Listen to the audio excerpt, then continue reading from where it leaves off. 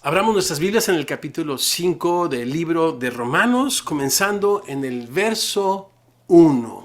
Romanos 5, comenzando en el verso 1. Justificados, pues, por la fe, tenemos paz para con Dios por medio de nuestro Señor Jesucristo, por quien también tenemos entrada por la fe a esta gracia en la cual estamos firmes. Y nos gloriamos en la esperanza de la gloria de Dios. Y no solo esto, sino que también los gloriamos en las tribulaciones, sabiendo que la tribulación produce paciencia, y la paciencia prueba, y la paciencia esperanza. Y la esperanza no avergüenza, porque el amor de Dios ha sido derramado en nuestros corazones por el Espíritu Santo que nos fue dado. Tan hermoso es ese texto que parece un poema, que parece una canción, digna de memorizar, como muchos versos que hemos estado memorizando a través de el libro de Romanos. ¿Me acompañan a hacer juntos una palabra de oración? Señor precioso, te damos tantas gracias por esta oportunidad que tú nos das de estar alrededor, Señor, de tu preciosa palabra. Con papel, con lápiz, procurando presentarnos delante de ti aprobados, Señor, como obreros que no tienen de qué avergonzarse, que trazan bien la palabra de verdad. Señor, rogándote que abras nuestros ojos para que veamos en tu palabra las maravillas de tu ley. Y contemplando en ella, Señor, tu gloria como en un espejo, sigas transformando nuestras mentes y nuestros corazones, y nuestro caminar y nuestro andar en este mundo, Señor, conformados a tu imagen como por tu Espíritu. Es lo que rogamos tus discípulos, quienes decimos, así sea, amén y amén. Romanos 5 es uno de estos grandes pasajes en la Biblia que nos ayudan a los cristianos a identificar quiénes somos. Y eso es importante porque en la manera que yo mismo me veo, es así como me comporto. Por lo que mi impacto en el mundo está determinado, pues, por mi comportamiento. Y este está directamente relacionado, otra vez, con el concepto que tengo de mí mismo como discípulo de Jesucristo a la luz de las Escrituras. ¿Quién pienso que soy yo? ¿Quién piensas que eres? ¿De qué manera la obra de Dios, completa, perfecta, gratuita, eterna, ha afectado tu manera de pensar, tu identidad y por lo tanto pues tu manera de vivir? ¿Cuál puede y debe ser el impacto de los discípulos en este mundo? Aquellos que, como el libro de Daniel anticipaba, brillamos como luminares en el mundo para la gloria de nuestro Dios. Muy bien.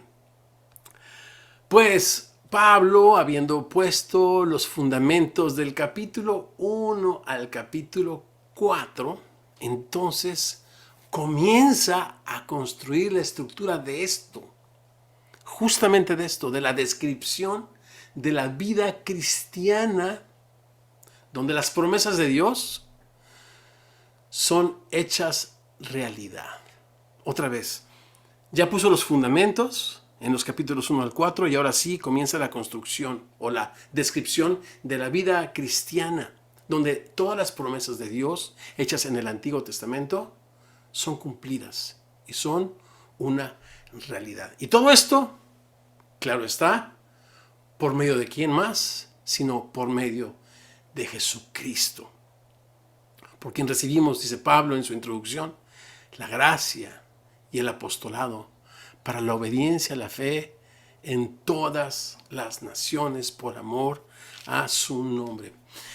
Me proponía, chicos, ir más lejos, pero es tan grandioso este texto y no tenemos por otra parte ninguna prisa que a esta reflexión le he titulado Por medio de Jesucristo. Y me he propuesto pues dividirla en dos partes. Y la primera comprende del verso pues 1 al verso 5. Nos íbamos a ir al verso 11, pero vámonos hasta el verso 5. Por medio de Jesucristo, en primer lugar, tenemos paz para con Dios, versos 1 y 2. Y en segundo lugar, nos alegramos, dice la nueva traducción viviente, la nueva versión internacional y la nueva Biblia viva. En las pruebas. Nos alegramos en las pruebas, es mi segunda reflexión, versos del 3 al 5. Y con eso vamos a tener más que suficiente. Por medio de Jesucristo tenemos paz para con Dios. Justificados, verso 1, si me acompañan nuevamente a leer. Pues, interesante, conector.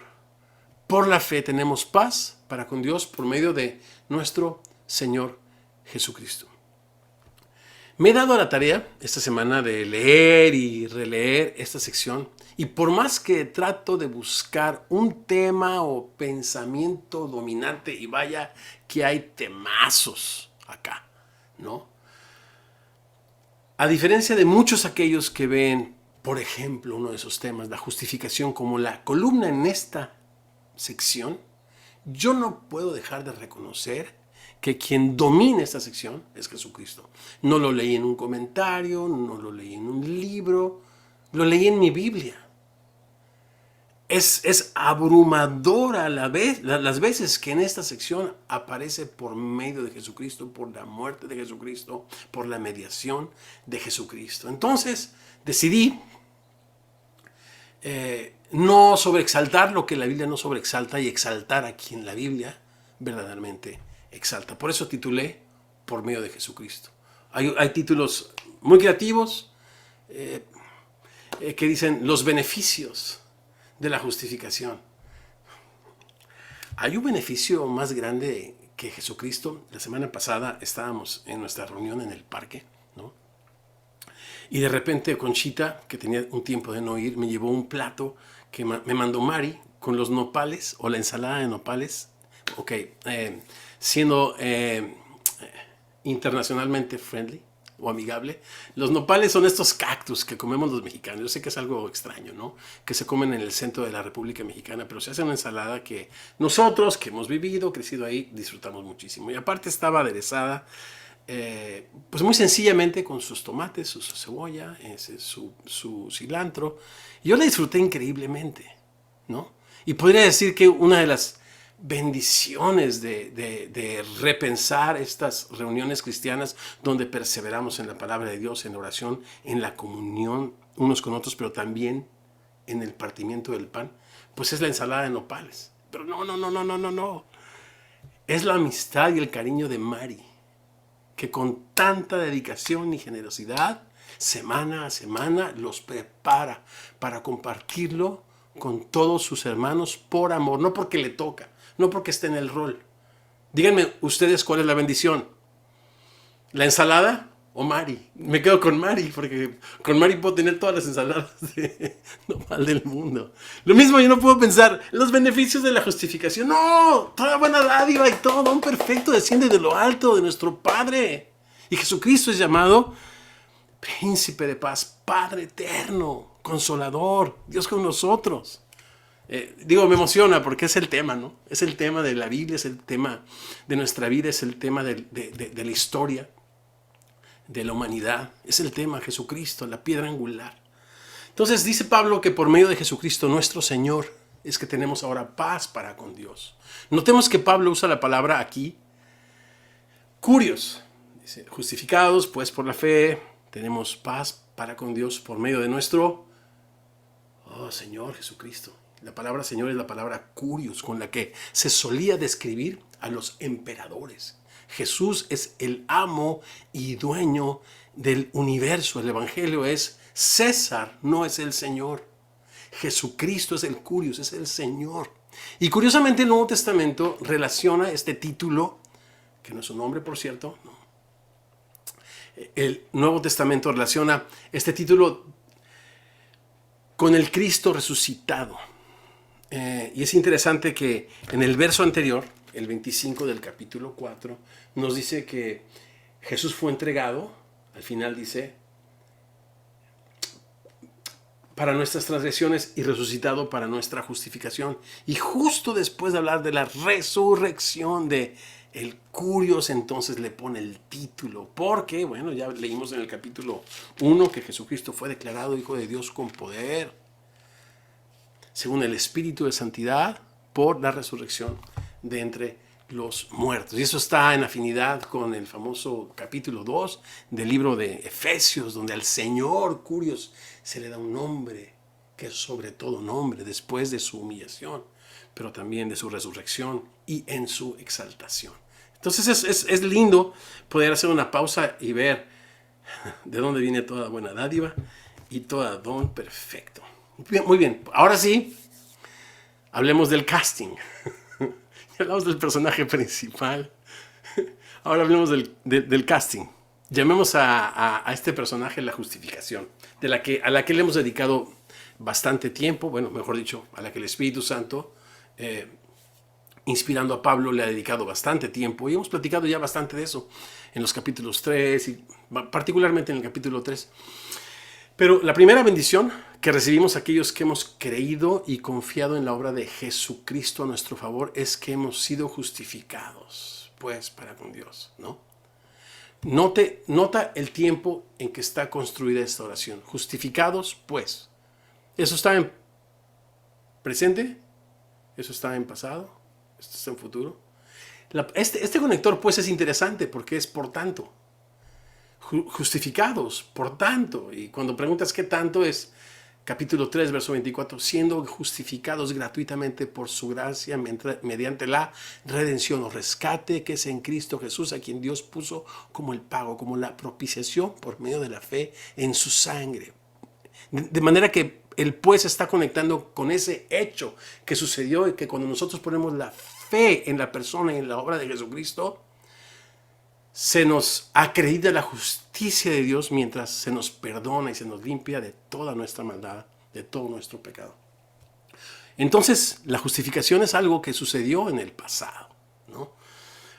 Para Pablo, el poseer una relación correcta con Dios no es un anhelo futurista, sino una realidad presente, ¿no? Una realidad presente, ¿no? Un hecho que sucedió en el pasado, que se mantiene como un hecho, o como una realidad, mejor dicho, presente. Cuando mi padre se fue, conocen algunos de ustedes mi historia, y siempre, a veces suelo contar un poquito de ella, pero cuando mi papá se fue de mi casa, cuando yo tenía 7 años, no solo se quebrantó la relación de él con mi mamá, sino también se quebrantó la de él con todos nosotros. Crecí lleno de resentimiento contra él, un sentimiento muy parecido al odio y a la repulsión. Cuando a los 20 años rendí mi vida al Señor Jesucristo, pensé, de hecho todos en casa lo pensamos, tan pronto nos rendimos a Jesucristo, que la reconciliación con Él pues era posible, ¿verdad? O sea, ya lo veíamos como un hecho, como un anhelo en el futuro.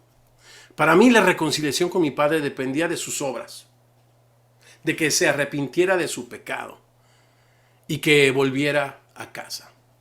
Recuerdo que en bastantes ocasiones viajé hasta Saltillo, saludos David otra vez, hasta Monclova, cerca de Saltillo, para darle de bibliazos y demostrarle que él estaba en pecado. Así que mi concepto de reconciliación con él pues era futurista y era condicionada. Un anhelo, con el anhelo sí, que en el futuro regresara y que todo ese dolor pues quedara atrás. Pero ahora en retrospectiva reflexiono que nunca levanté el teléfono para decirme, papá, te amo. Gracias por la vida que me diste. Nunca le demostré que le amaba, porque al final desarrolló una alergia muy fuerte, un asma, mi hermano fue sensible a ello. Yo seguía lleno de orgullo y de resentimiento. Evangélico, por supuesto. Estaba yo más preocupado por su alma que por su situación. Siendo el amor de Dios algo pues teórico para mí, la verdad. Así que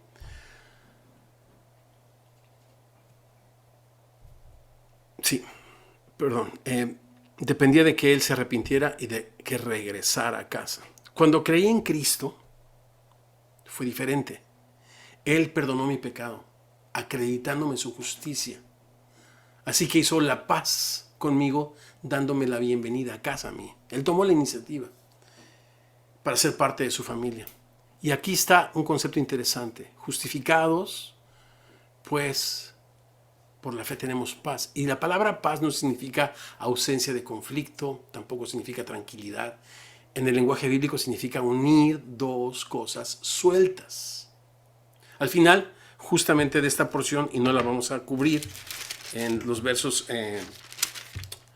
9, se nos dice 10, en el verso 10 dice, porque si siendo enemigos fuimos reconciliados. Habla bastantes veces de la reconciliación con Dios por la muerte de su Hijo, mucho más estando reconciliados seremos salvos por su vida.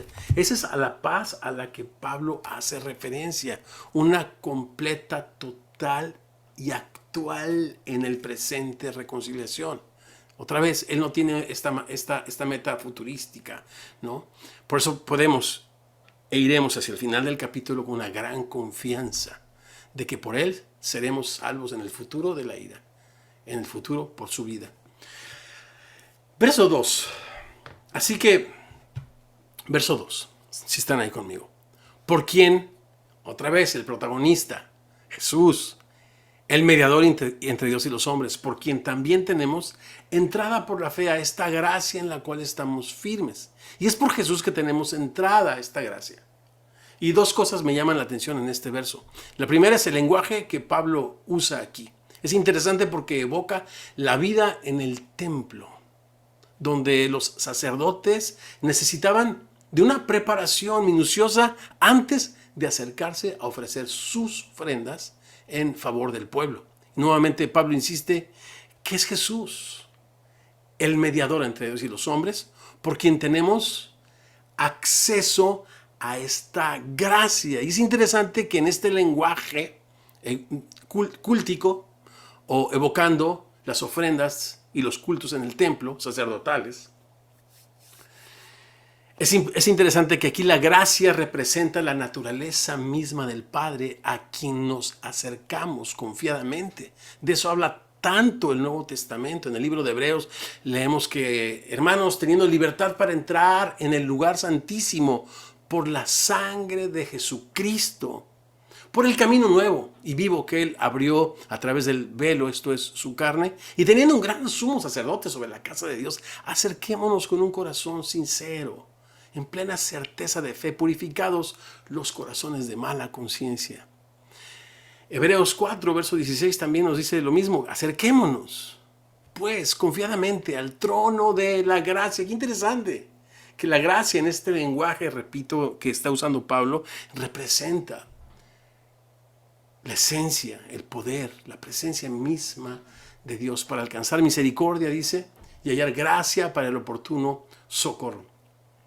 Les comento algo curioso que durante la conversación que tenemos todos los lunes de moderadores, si tú estás dirigiendo un grupo de romanos, te vendría muy bien esta conversación que tenemos los lunes porque compartimos perspectivas, leemos el documento juntos, tenemos un tiempo de oración y de preparación antes de ir cada uno a sus diferentes trincheras a dirigir nuestras conversaciones.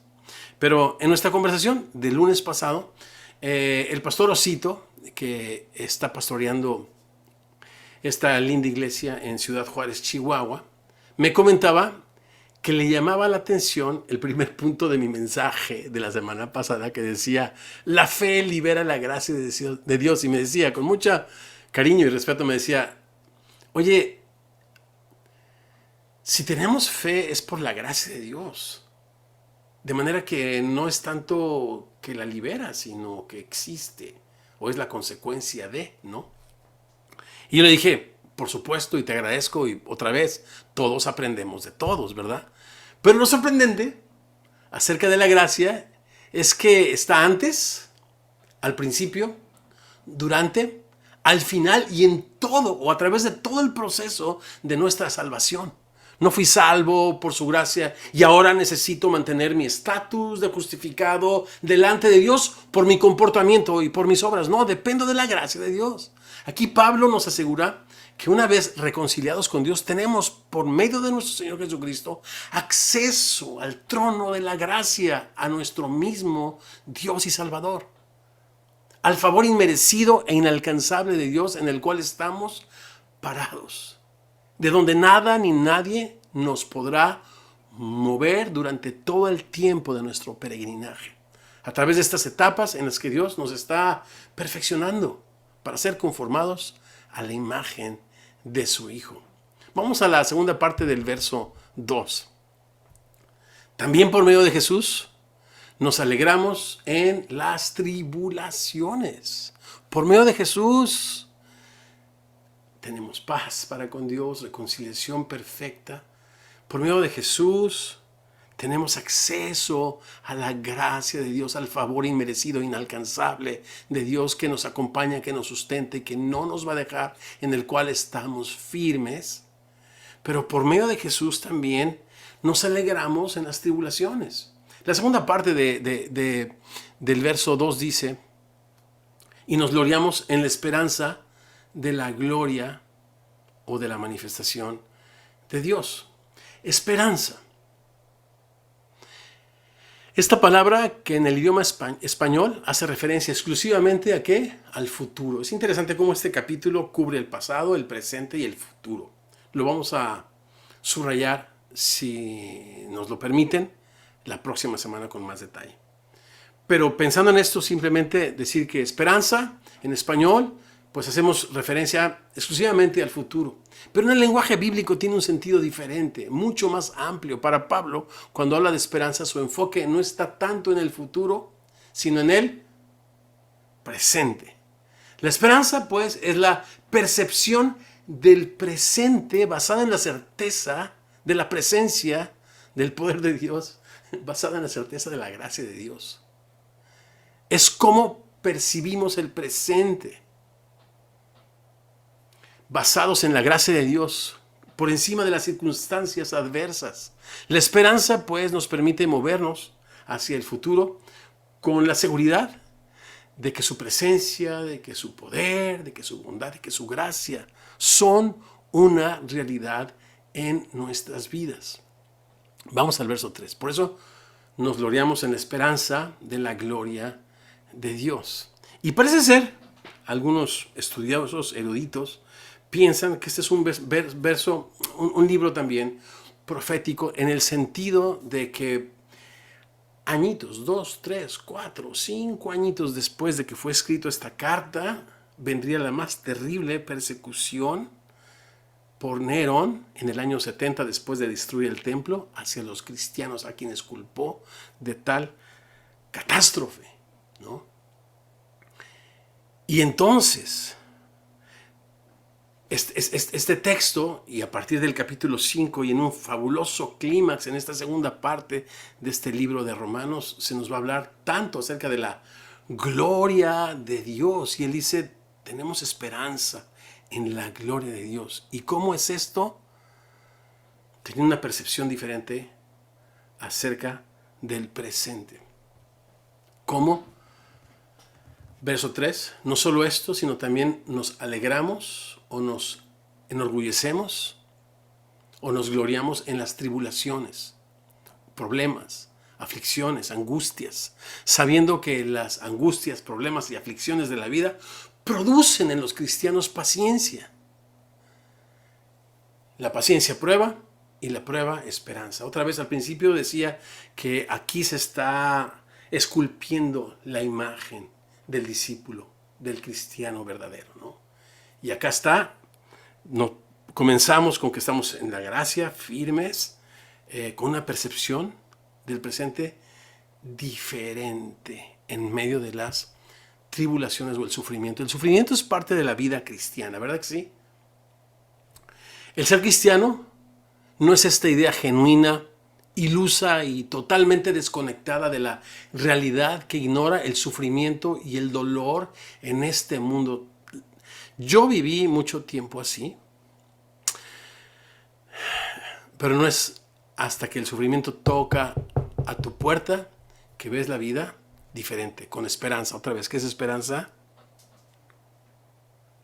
Una perspectiva diferente del presente. La esperanza del cristiano toma completamente en cuenta la realidad del sufrimiento, a través del cual todos necesitamos atravesar. Jesús dijo, estas cosas les he hablado para que en mí tengan paz.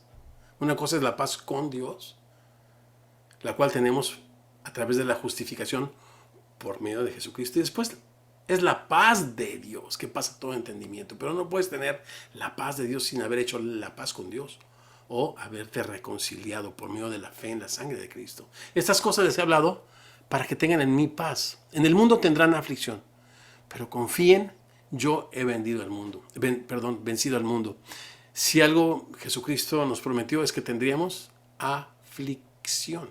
Ahora, paradójicamente, esto es completamente alineado a la enseñanza de Jesús. Pablo enseña que el sufrimiento puede ser usado a nuestro favor, ya que éste produce paciencia, y la paciencia prueba. Otras versiones, en vez de prueba, hablan de entereza de carácter. Y esto, al final del día, es esperanza.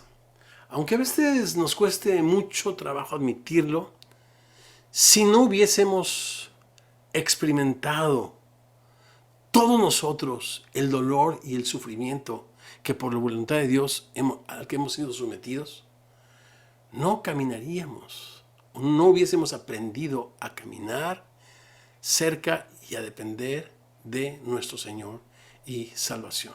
Y entonces la progresión queda más o menos así. Nos gloriamos en el sufrimiento.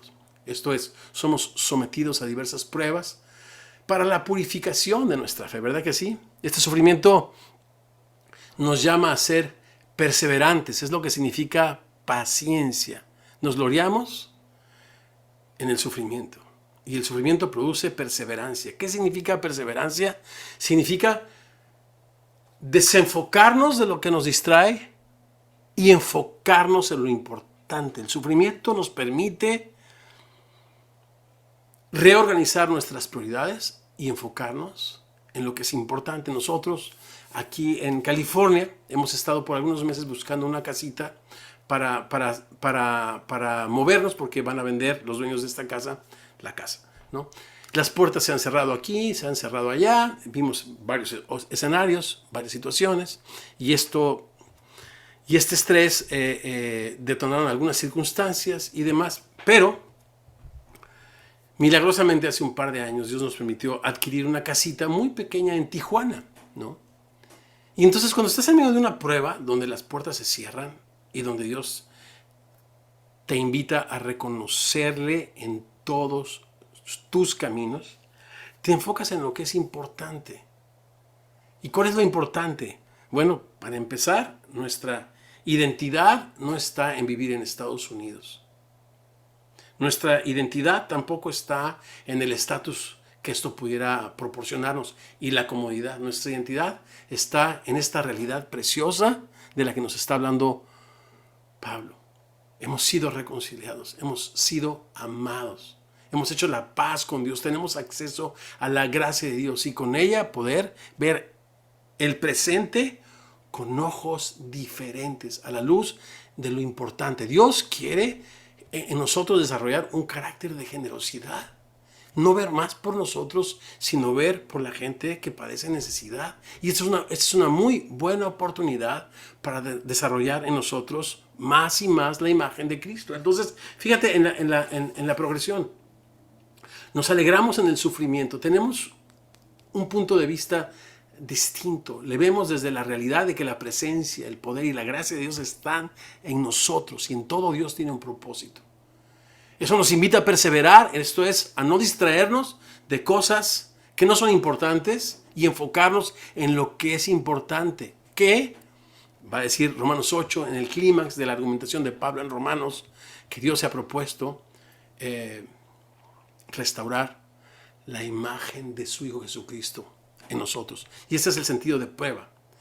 Sufrimiento, perseverancia, y la perseverancia prueba o entereza de carácter, la imagen de Jesús en ti. Y eso es tener esperanza, pero no como una idea futurística, sino una nueva perspectiva del presente, invitándoles a todos los creyentes que leerían esta carta en el primer siglo a no desmayar y esperar por completo en la gracia de Dios en medio del sufrimiento, la persecución y el dolor. Enfocados en lo importante, nuestro carácter pues comienza a ser más y más semejante al Hijo de Dios, que en todo no buscó su bienestar, sino la gloria del Padre. Eso nos hace caminar más cerca de Dios y enfrentar el presente con la certeza de la gracia de Dios. La presencia, repito, y el poder de Dios en nuestras vidas. Tengo más historias, mañana en el parque las comparto. Verso 5. Y la esperanza, si Dios nos presta vida, por supuesto, si Dios así lo quiere. Y la esperanza no avergüenza, porque el amor de Dios ha sido derramado en nuestros corazones por el Espíritu que nos fue dado. Esperanza.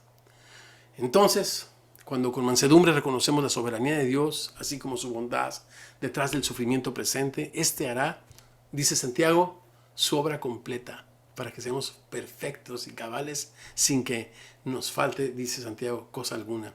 Nunca los hijos de Dios seremos avergonzados. La esperanza no avergüenza.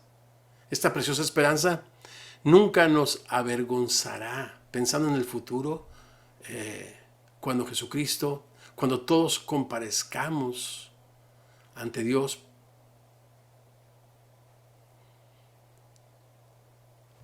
por el Evangelio de Jesucristo, ya nos habló de esto Pablo aquí en Romanos, no seremos avergonzados. Y la primera razón que nos da es porque hay un testimonio dentro de nosotros. El amor de Cristo ha sido derramado en nuestros corazones. Déjame leer otra vez el 5. La esperanza no avergüenza, porque el amor de Dios ha sido derramado en nuestros corazones por el Espíritu Santo que nos fue dado. Y es un testimonio precioso. Hay más testimonios, los vamos a reflexionar la próxima semana. Pero hasta ahora lo dejamos aquí. Por medio de Jesucristo tenemos paz, disfrutamos de esta reconciliación, tenemos entrada a esta gracia en la que estamos firmes y podemos ver el presente con esperanza, haciendo Dios que todas las cosas, nos lo va a decir más adelante, contribuyan para nuestro bien. Y la esperanza no nos avergüenza, pues el amor de Dios ha sido derramado en nuestros corazones. Por lo tanto, tenemos seguridad y certeza de lo que nos va a decir en el capítulo 8. Si Dios es con nosotros, ¿quién contra nosotros? Y su Espíritu precioso nos dice que somos sus hijos. El amor de Cristo ha sido derramado en nuestros corazones por el Espíritu Santo que nos ha sido dado. Muy bien, chicos. ¿Les parece que vayamos a conversar un minutito? Que podamos edificarnos unos a otros, escucharnos unos a otros, escuchar perspectivas diferentes antes de regresar y tomar juntos la cena del Señor. Muy bien. Las preguntas, ¿cuáles son? ¿Cuál es la mayor bendición que has experimentado producto de tu fe en Cristo? ¿Cuál es la mayor bendición que has experimentado producto de tu fe en Cristo? Y no es una pregunta que esté buscando una respuesta específica. Es muy abierta para que, dirigido por el Espíritu Santo y basado en tu experiencia con el Señor, nos puedas compartir. Y la segunda es, ¿qué situación en el presente necesitas ver con ojos de esperanza? A fin de perseverar en la fe, en la gracia del Señor, y que esto contribuya al cambio de tu carácter, a la formación del carácter del Hijo de Dios en ti. ¿Conversamos? ¡Corre tiempo!